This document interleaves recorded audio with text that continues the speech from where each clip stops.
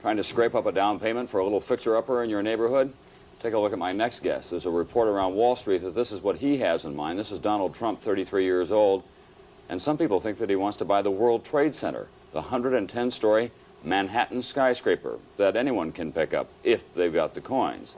Donald Trump, as I say, is just 33 years old. He took his father's rather modest by current standards real estate empire in Brooklyn and expanded it considerably. He now has an apartment for sale in a new Trump building called the Trump Tower, going up on Fifth Avenue. There it is.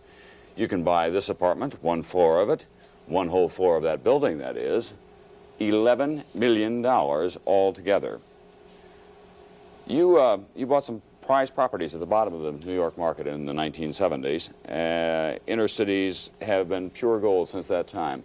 Why? Because replacement costs have just gone up so much? Well, no, not really. I had a great faith in New York. Primarily, our purchases have been in New York, and about 5 years ago, New York was not considered very hot, and cities in general weren't considered too hot.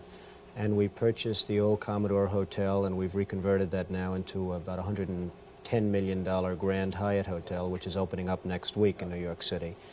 And we've made some other purchases that have been fine. Is that your general advice to people who are interested in real estate investment, though? Look to the inner cities, look to old buildings and doing something with them?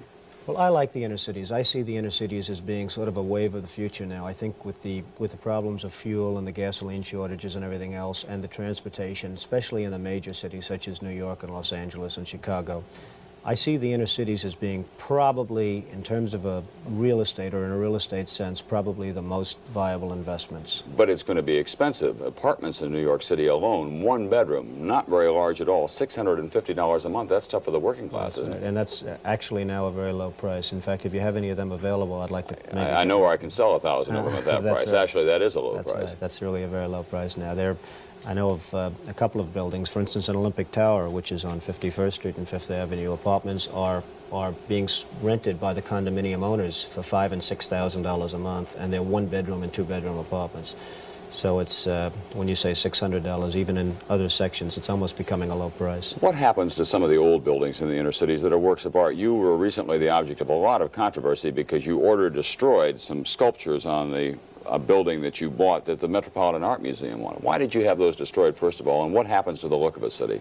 Well, what we had is we purchased a site with an old department store on it, the old Bonwit Teller store on Fifth Avenue and 57th Street next to Tiffany, and we had to really take the building down. And there were many people that didn't want us to take it down. They wanted to try and preserve the building. But the building really was not worth, as an art building or an Art Deco building, it really was not worth very much. And we did take it down, and there was somewhat of an outcry, but I think that's generally subsided now, and I think people like what we're doing and like the building that we're putting in its place. But couldn't you have saved just those sculptures that you had broken? Well, it would have been very, very dangerous to have saved them. They weighed 2 tons, they were 15 feet high, they were about 2.5 feet thick, and if they would have fallen, they could have fallen the opposite way. If they fall into the building, you don't worry. If they fall out toward Fifth Avenue, people could have been very badly hurt and killed, and to me, it was not worth it. And they've really proven not to be very valuable art structures right now, and we've had appraisals done. In fact, even after the fact, we've had appraisals done, and they've turned out not to be very valuable. Mr. Trump, what's left in your life? You're 33 years old. You're worth all this money. You say you didn't say that you want to be worth $1 billion. No, I really don't. I just want to keep busy and keep active and be interested in what I do, and